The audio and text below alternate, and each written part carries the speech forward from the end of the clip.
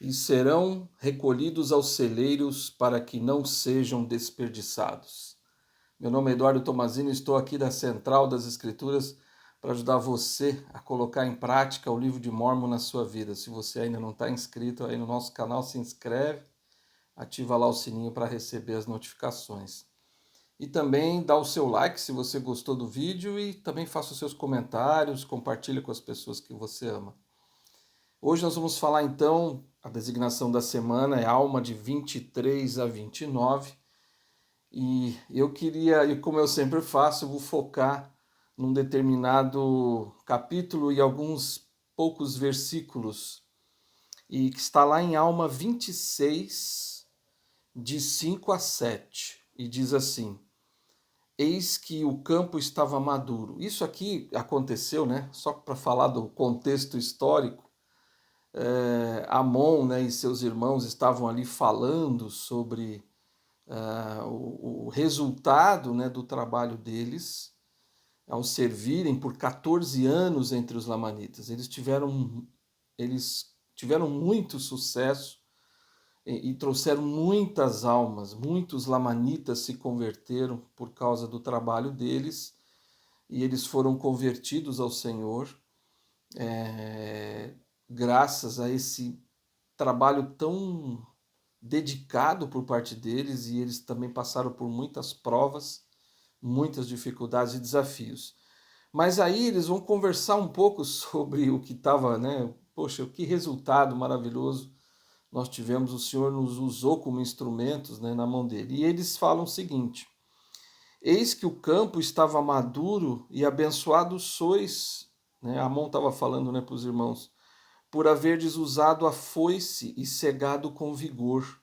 Sim, haveis trabalhado o dia todo, e eis o número de vossos feixes. E serão recolhidos aos celeiros, para que não sejam desperdiçados.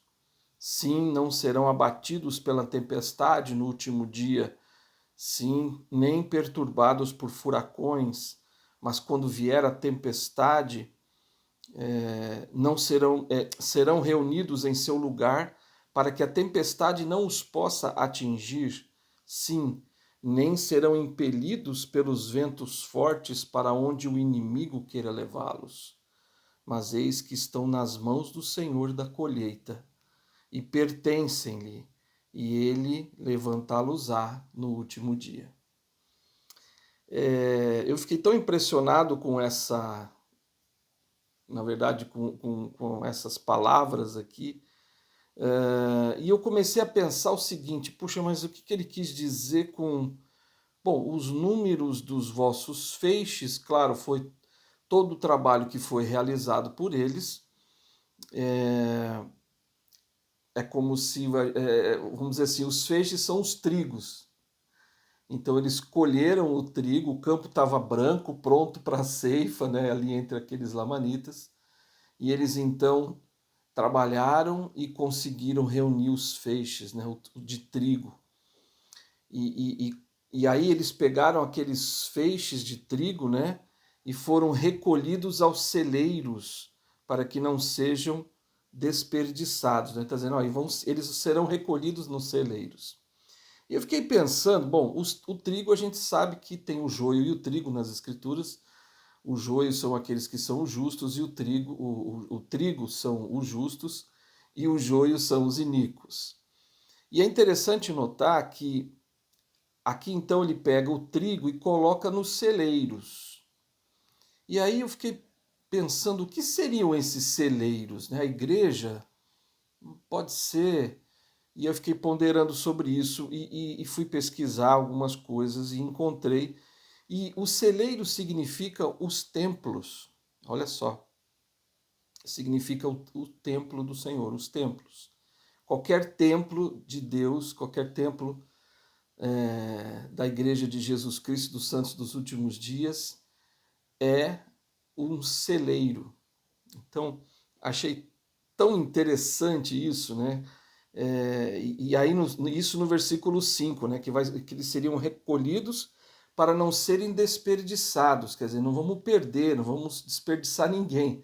Vamos colher esse trigo, vamos colocar eles no celeiro para proteger, para que o trigo fique bem guardado e bem preservado, né? E aí no 6 ele fala disso, né? No 6 ele fala, olha, não serão abatidos pela tempestade no último dia, nem por furacões, por tempestade, enfim, por ventos fortes. Então, aí eu fiquei pensando, né? Como assim? Então, na verdade, aqueles que são o trigo que o Senhor colheu, né? Ele então coloca, eles devem ir ao templo e ficarem protegidos lá no templo. Então, a casa do Senhor é o celeiro do Senhor, onde o seu trigo está lá protegido. E lá ele é protegido das tempestades da vida, ele é protegido dos furacões, de ventos fortes, que todos nós passamos nessa vida, não é?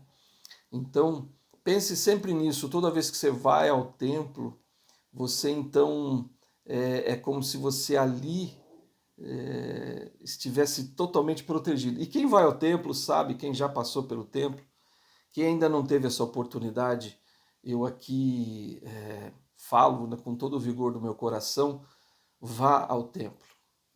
Busque ter uma recomendação. Prepare-se para isso, porque lá é o celeiro do Senhor. Você precisa, como trigo, que eu sei que você precisa estar lá, protegido.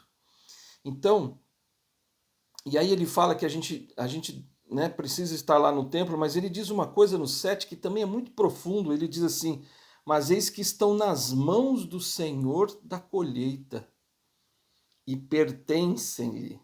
Olha que lindo isso. Então, o trigo, ele está, quando o trigo vai ao celeiro, ele está nas mãos do Senhor. Por isso é importante a gente ir ao templo e fazer os convênios e seguir, né, todas aquelas ordenanças maravilhosas que acontecem dentro do templo.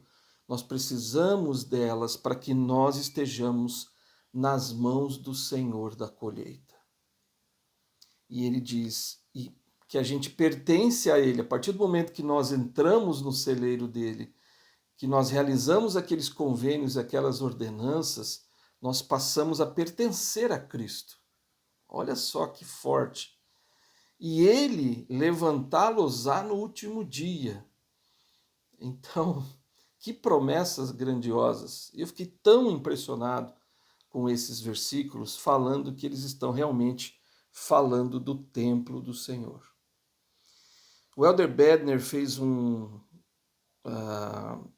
discurso muito bom chamado Ter Honrosamente um Nome e uma Bênção. Esse discurso até está aí no Vem Segue-me dessa semana, que é de abril de 2009. E o Elder Bedner fala que os feixes dessa analogia representam os membros recém-batizados da igreja, os celeiros são os templos sagrados, e aí ele cita o Elder Neil Maxwell, que diz assim: sem dúvida alguma, quando somos batizados, devemos elevar nossos olhos para além da pia batismal e contemplar o templo sagrado. O grande celeiro, e agora vem a parte importante aqui dessa citação do Elder Neil Maxwell, o grande celeiro em que esses feixes devem ser recolhidos é o templo sagrado. Então, lá a gente viu, né, que ali os 4 filhos de Mosias, eles, as pessoas que eram ali, todos eram recém-batizados, né, todo o povo ali, aqueles lamanitas que se converteram. E a visão era o quê? Levá-los ao templo. O batismo é o começo de tudo. O batismo, o dom do Espírito Santo.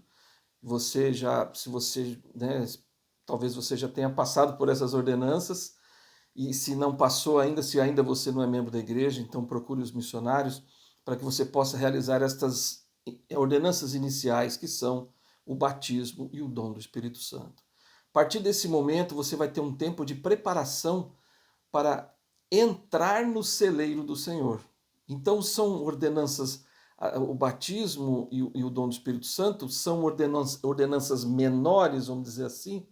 Não gosto muito de usar isso, porque na verdade elas são extremamente importantes para a gente poder entrar no reino dos céus, mas elas são vamos assim, eu não diria menores, eu diria iniciais. Acho que esse é o termo mais correto de dizer, né? As ordenanças iniciais é o batismo e o dom do Espírito Santo. E depois de um ano que você é membro da igreja, que você compreende, amadureceu no Evangelho, você então está digno, né? Recebeu, passou por entrevista com o bispo, com o presidente da estaca, você passa então a estar preparado para entrar no celeiro do Senhor, entrar no templo e lá realizar essas ordenanças, que são ordenanças maiores, elas são ordenanças que vão te preparar para entrar no reino celestial. Elas são necessárias, elas são fundamentais para que nós possamos entrar no reino celestial. Sem as ordenanças do templo, não é possível herdar o reino celestial. Obviamente que o batismo e o dom do Espírito Santo, elas são ordenanças extremamente importantes, mas elas são apenas ordenanças iniciais e elas precisam ser acompanhadas ou elas precisam ser finalizadas com as ordenanças do templo. Então, quem não passa pelo templo, quem não recebe aquelas ordenanças, quem não faz aqueles convênios, não pode entrar na presença de Deus. Por isso que é feito pelos mortos, não só o batismo, o dom do Espírito Santo, mas também todas as ordenanças no templo são realizadas também pelas pessoas falecidas, porque sem essas ordenanças é impossível entrar na presença do Senhor e estar com Ele eternamente. Então, essa instrução, né, que o Elder Neal Maxwell falou aqui, esclarece e salienta a importância das ordenanças e dos convênios no templo sagrado, de que os feixes não sejam desperdiçados. Então não é só ser batizado e receber o dom do Espírito Santo. É necessário também receber essas ordenanças, para que nós não sejamos desperdiçados, né? Desperdiçados. Então é importante ter estas ordenanças. Elas são essenciais e elas são poderosas. A gente vai falar disso hoje. E o Elder Bedner, ainda nesse discurso, ele falou uma coisa interessante, que quando ele e a esposa, ele trabalhava na BYU Idaho, e lá ele recebia muitos oradores, irmãos que já tinham sido dos 70, e também irmãos que eles foram presidentes de templos, e ele conversava com eles, né, sobre as experiências deles no templo e o que eles tinham a dizer sobre aquilo, né, sobre todas as coisas que aconteciam no templo. O Elder Bedner fez um resumo assim de todas as coisas que eles falavam, né? Aqueles homens tão maduros no Evangelho, tão experientes, falavam sobre o templo. Ele disse assim, o Elder Bedner: passei a compreender melhor a proteção que está ao nosso alcance graças a nossos convênios no templo e o que significa fazer uma oferta aceitável de adoração no templo. Então ele falou, agora, ele falou que aqueles homens diziam isso, né, que a partir do momento em que eles começaram a trabalharem como presidentes de templo, eles começaram a ter uma compreensão maior da proteção, olha que interessante, que está ao nosso alcance ao fazer os convênios no templo. E o que significa realmente fazer uma oferta aceitável de adoração no templo. E ele continua dizendo, há uma diferença entre os membros que frequentam a igreja, pagam o dízimo e ocasionalmente passam apressadamente por uma sessão do templo. Então ele falou, há uma diferença então, aqueles que são membros da igreja, pagam o dízimo, né, frequentam a igreja, tudo bem, e só que vão ao templo apressadamente, eu preciso passar, não fui no templo, preciso dar uma passadinha, e vai lá rapidamente e passa por alguma ordenança no templo.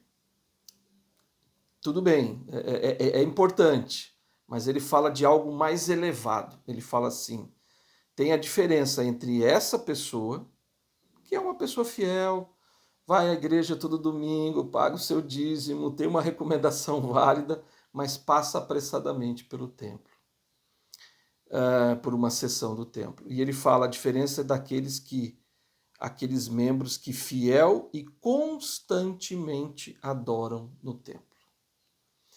Então, essa é uma coisa tão interessante, porque às vezes a gente precisa elevar o nosso nível de adoração. Eu vou citar, por exemplo, o sacramento.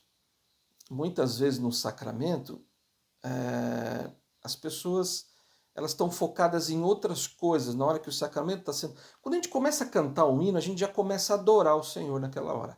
É um momento de adoração. Então temos que tirar tudo da nossa mente. Em relação a trabalho, escola, problemas financeiros, problemas em todos os níveis. A aula, eu vou ter que dar uma aula depois, ficar pensando na aula. Não, concentre-se no Salvador Jesus Cristo. Quando começa o hino. E aí o hino sacramental, você já começa a trazer para dentro de você aquele sentimento de adoração ao Salvador. E aí o sacramento é passado, você toma o sacramento, e aí você então... É um momento de adoração. Não é um momento... Sabe, a gente toma o sacramento sem estar pensando em Cristo, sem estar focado nele. E aí, se você não faz isso, não é um momento de adoração. Não é um momento de adoração. É importante você estar ali. Legal. Mas vamos elevar esse nível de adoração. Vamos pensar mais em... Esquece celular, esquece tudo. E foca no Salvador Jesus Cristo, na sua expiação, naqueles últimos momentos da vida dele. Talvez você possa pegar o inário e eu já fiz isso, às vezes, para melhorar minha concentração e minha adoração. Eu pego hinos sacramentais e fico lendo as letras do hino sacramental que fala de Cristo, do sacrifício dele, enfim. Isso traz ao meu coração um sentimento de adoração. Então, eu estou falando do sacramento, mas a mesma coisa se refere ao templo. Quando vamos ao templo, precisamos focar os nossos sentimentos no Salvador Jesus Cristo. Aquelas ordenanças têm tudo a ver com o Salvador Jesus Cristo. Quando nós passamos pela investidura, em determinado momento nós passamos por um lugar, entramos na sala celestial e ali é o momento do ápice da nossa adoração. Mas todas as ordenanças que você faz no templo, ela deve ter um foco de adoração no Salvador Jesus Cristo. Então, não é tipo passar rapidamente, né, Não, eu vou lá para passar uma sessão, dorme durante a sessão e tal, e aí vai, né, e rapidamente entra na sala celestial e rapidamente sai, puxa, tem um compromisso e tal. A gente precisa ir com mais fervor. Eleve o seu nível de adoração quando você for ao templo.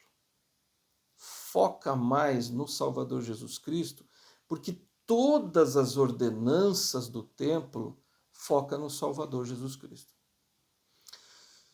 Mas eu queria continuar. Ele disse: não devemos ficar surpresos com o empenho de Satanás. E agora ele vai falar. É importante a gente saber que quando a gente está no templo, a gente está protegido, né?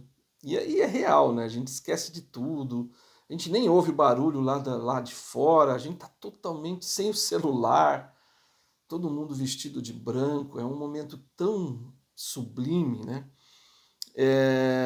E ele fala: Satanás não gosta disso. Ele não gosta que a gente vá ao templo. Não devemos ficar surpresos com o empenho de Satanás em prejudicar ou desacreditar a adoração e o trabalho no templo. O diabo tem aversão à pureza e ao poder que existem na casa do Senhor, e a proteção que cada um de nós pode receber por meio dos convênios e ordenanças do templo, que são um grande obstáculo aos desígnios maléficos de Lúcifer. Palavras fortes, mas reais e importantes a gente entender. O que ele está dizendo ali? Ele está dizendo exatamente que Satanás não quer que a gente vá ao templo. E acho que vocês já passaram por isso, você que já foi ao templo, né, e você recebeu as ordenanças de investidura, ou mesmo aqueles que ainda não, mas estão indo para as sessões, né, vão para o batistério, enfim. Sempre acontece algo para impedir a gente de ir no templo, né? Acho que você já passou por isso. Situações adversas que acontecem, né, para que a gente não vá ao templo. Então, lembra disso, né? Satanás ele não quer que a gente vá ao templo, porque isso prejudica o trabalho dele. Então, vamos prejudicar o trabalho dele. Vamos ao templo, vamos nos santificar, mas vamos lá para adorar com verdadeira intenção de coração e de mente. Em Doutrina e Convênios, eu gosto muito de uma escritura que diz, na seção 101, versículo 65, diz: o Senhor declarou: preciso reunir meu povo para que o trigo seja recolhido nos celeiros, a fim de possuir a vida eterna e ser coroado de glória celestial. Que linda essa escritura, né? Então, está dizendo muito claro: eu preciso reunir o meu povo, eu preciso reunir os meus feixes de trigo, né? E aí recolhê-los aos celeiros, né? Ao templo. Por quê? Para que eles possam herdar a vida eterna e para que eles possam ser coroados com a glória celestial. É fantástica essa escritura. E o Senhor é o Senhor falando isso. É Cristo falando que nós precisamos ir ao templo. Nós precisamos realizar essas ordenanças. Faça tudo que você puder para frequentar mais o templo. O presidente Nelson disse num discurso também muito famoso, né, e poderoso, disse: o templo e o nosso alicerce espiritual, em que ele fala ali do templo de Salt Lake, né, e que foram refeitos ali toda a estrutura do templo de Salt Lake, os alicerces foram fortalecidos e tal. E ele fala uma coisa que eu gostei demais, ele disse assim: tudo que é ensinado no templo por meio de instrução e pelo Espírito amplia nossa compreensão a respeito de Jesus Cristo. As ordenanças essenciais de Cristo nos unem a Ele por meio dos convênios sagrados do sacerdócio. Então, à medida que cumprimos nossos convênios, Ele nos investe com seu poder de fortalecimento e cura. Gostei muito dessa frase. E ele termina assim esse parágrafo dizendo assim: e há como precisaremos de seu poder nos dias que estão por vir. Então, quando a gente cumpre os convênios, né, que nós fizemos no templo, o Senhor nos investe com seu poder de fortalecimento e cura. Cura do quê? Pode ser problema físico? Pode, mas pode ser uma cura espiritual, pode ser uma cura emocional, pode ser uma cura intelectual, não sei. Mas é cura, não importa qual é a cura, curar nossa alma. Então, e fortalecer-nos. Então, toda vez que a gente vai no templo e quando nós vivemos os convênios, isso é muito importante, não é só ir ao templo, a gente precisa viver os convênios que nós fizemos no templo, então o Senhor vai nos conceder o seu poder de cura, o seu poder de fortalecimento. É algo impressionante. Eu oficio no templo e todas as semanas eu vejo pessoas, a gente tem experiências sagradas lá, em que pessoas são curadas, espiritualmente falando, pessoas que são curadas emocionalmente falando, pessoas que são fortalecidas, saem de lá chorando, sentindo o Espírito e sendo fortalecidas. A gente vê pessoas realizando ordenanças por entes queridos, falecidos, e a pessoa sente muito forte o espírito de que aquele seu ente querido, amado, aceitou aquelas ordenanças. Enfim, a gente consegue sentir a mão do Senhor dentro do celeiro, que é o templo. Na oração dedicatória, na seção 109 de Doutrina e Convênios, na oração dedicatória do templo de Kirtland, a gente encontra na seção 109, versículo 22, olha que promessa maravilhosa, que essa é a oração que o profeta Joseph Smith fez. A sessão inteira é essa oração, ela é fantástica, ela tem promessas grandiosas, mas eu queria focar numa promessa que ele faz, ele disse: rogamos-te, Pai Santo, que teus servos saiam desta casa armados de teu poder, e que teu nome esteja sobre eles, e tua glória ao redor deles, e que teus anjos os guardem. Olha que promessa. Então, essa oração dedicatória, eu sei que foi Joseph Smith que fez, né, essa oração dirigindo-se ao Pai, mas ela foi uma oração, quando eu leio, eu tenho esse sentimento, ela foi uma oração inspirada pelo Senhor, pelo próprio Senhor, inspirada pelo Espírito Santo, e era como se o Senhor estivesse dizendo aquelas coisas, né? E ele disse isso, né, que para a gente sair de dentro do templo, quando ele fala servos, são todos nós que estamos, todos que vão ao templo são servos, que a gente saia de lá, e o Pai nos promete isso, a gente sai armado com poder. Que poder? Né? O poder do Espírito, o poder de vencer a nós mesmos, o poder de colocar o nosso homem natural sob o jugo do nosso homem espiritual, poder para vencer as dificuldades da vida, as provações. É isso, nós precisamos estar no templo, nós precisamos ir ao celeiro do Senhor, nos recolher lá. E ele faz outra promessa grandiosa, né, que a glória do Senhor estará sobre nós. E a glória dele, essa luz, esse poder, também, além deles, os anjos que o Senhor vão nos colocar para nos guardar. Quem são esses anjos? São anjos que ele envia, podem ser anjos até mesmo, e acho que muitos deles são aqueles nossos entes queridos que passaram para o outro lado do véu e que receberam as ordenanças que fizemos por eles. Eles estão nos ajudando, eles estão nos protegendo, eles estão amando do Senhor, autorizados pelo Senhor a nos ajudar em nossa labuta, em nosso trabalho nessa terra, em nossa vida, para que nós possamos superar nossas dificuldades e desafios.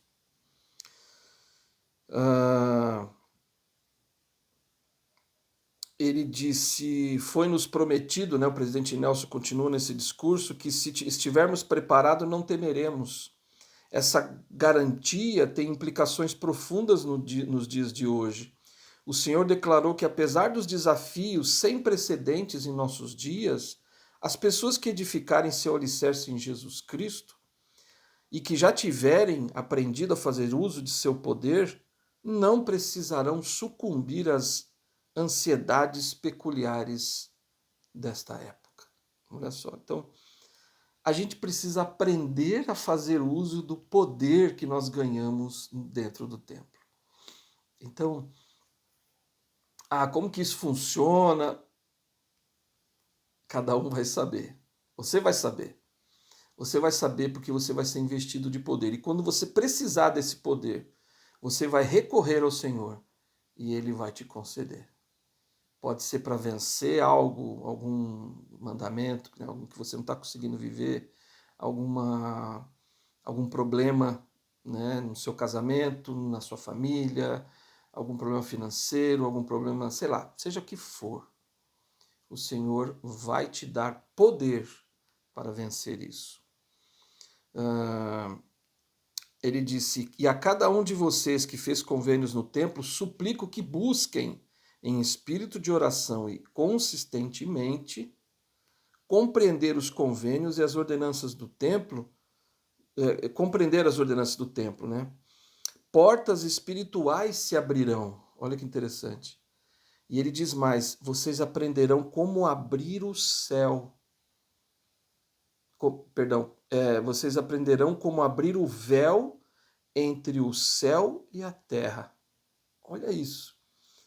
Como pedir que os anjos de Deus os atendam e como receber orientação do céu de um modo melhor. Seu empenho diligente para fazer isso vai consolidar e fortalecer o seu alicerce espiritual. Que fantástico essa promessa do nosso profeta.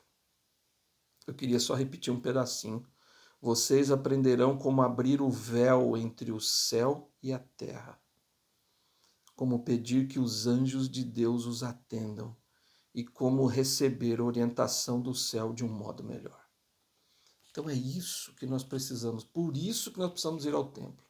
Às vezes a gente fala, puxa, mas eu estou tão atarefado, tão cheio de coisa. Se esforce ao máximo, porque esse momento de ir ao templo, se você tem um templo próximo de você, vá pelo menos uma vez por semana. Vá uma vez por semana no templo. Você vai decidir isso, né, mediante a sua agenda, né? Mas se você mora próximo, que nem eu moro 10 minutos do templo, não tem razão para não ir ao templo. E se você mora longe e só tem, vá em todas as caravanas. Não deixe de ir, não deixe de entrar na casa do Senhor. E mesmo que você esteja distante, você fala, puxa, eu não tenho essa bênção de poder ir ao templo com certa frequência. Mas procura lembrar dos convênios que você fez. Procure em determinados momentos né, em que você está meditando sobre, você está ali ponderando sobre as escrituras, ponderando sobre a sua vida, tenta lembrar dos convênios que você fez no templo, das promessas que você recebeu lá. Então pensa nisso. E aí você vai se sentir fortalecido. Lembrando que você tem as vestes, o garment, que te fazem lembrar dessas promessas e como uma proteção espiritual para a sua vida e que faz com que você lembre-se, né, do que significa o garment. Porque o garment ele tem um significado importantíssimo, ele representa o véu do templo, e o véu do templo representa Cristo. E o garment representa o véu do templo, que representa Cristo também na nossa vida. Então eu estou investido do poder de Cristo na minha vida, pelos convênios que eu vivo. Então você também. Então procure lembrar-se sempre disso. E ele falou uma coisa muito interessante para a gente, Nelson, num outro discurso, né? Ele falou assim: se vocês ainda não amam ir ao templo, frequentem-no mais, não menos. Olha só. Deixem que o Senhor, por meio de seu Espírito, ensine-os e inspire-os nesse local sagrado. Prometo-lhes que, com o templo se tornará um lugar de segurança, consolo e revelação. Que promessa grandiosa. Então, se você não ama ainda o templo, né? Eu já passei por isso. Eu confesso aqui para vocês que eu já passei. Eu fazia aquilo que o Elder Benner falou. Eu ia no templo assim, esporadicamente, apressadamente, sem. E aí, depois que eu me tornei oficiante no templo, eu falei, eu preciso amar mais o templo, eu preciso estar mais perto, eu preciso buscar revelação. E aí a minha vida mudou totalmente. Hoje eu sinto muito mais forte a presença do Salvador na minha vida. E sempre que eu recorro ao Senhor, Ele estende a mão. Então, busque frequentar o templo. Se você falar, eu não gosto tanto assim de ir ao templo, tudo bem, eu entendo você. Eu entendo, mas vá, mesmo assim, como o presidente Nelson disse. Teve um irmão, há muitos anos atrás, quando eu fui bispo, um irmão que passou por um divórcio, um divórcio muito complicado, não quero entrar em detalhes aqui, mas foi um divórcio extremamente complicado para a vida dele e para a vida dos filhos. E aí então, após o divórcio, ele começou a frequentar o templo, ele felizmente morava próximo do templo, ele começou a ir ao templo todos os dias. Porque ele estava vivendo um momento tão difícil, né, tão complicado, algo assim que eu nem posso dizer aqui, né, não estou autorizado por ele para falar, mas foi tão difícil para ele, mas ele ia no templo todos os dias. Ele saía do trabalho e ia no templo, saía do trabalho e ia no templo. E aquilo fez com que ele suportasse toda aquela dor, todo aquele obstáculo gigantesco na vida dele, toda aquela tortura, né? da dor do divórcio e do que tinha realmente acontecido. E ele foi fortalecido. E eu entrevistava ele, eu sentia, ele estava espiritualmente muito bem. Ele passou, né, depois que ele passou por um período ali frequentando o templo, ele chorava muito, ele sofria muito, mas o Senhor o fortaleceu. O Senhor deu a ele forças. O Senhor enviou anjos para ajudá-lo naquele momento tão difícil. Então, não deixe de ir ao templo. Se você mora perto, vá sempre que você puder. Se você mora muito distante, não perca uma caravana do templo. Não perca. Vá em todas. Eu prometo que vai ser uma bênção na sua vida. Faça o sacrifício que tiver que ser feito. Mas eu te prometo que se você for, o Senhor estará com você. Os anjos estarão com você. E você vai abrir um canal de revelação tão amplo que você vai ser conduzido pela mão do Senhor em tudo na sua vida. Eu te prometo. Eu queria encerrar lendo a letra do hino, Levantai-vos e ide ao templo. E ele diz o seguinte, a letra é linda, né? E ele fala para nós todos aqui, para você, para mim, ele diz assim, levantai-vos, ide ao templo, o portal do eterno lar. Vossa família por todo sempre podereis assim conservar. Aprendei o plano eterno, que nos leva à exaltação. Sede fiéis aos vossos convênios e obtereis alto galardão. Elohim, ó Pai eterno,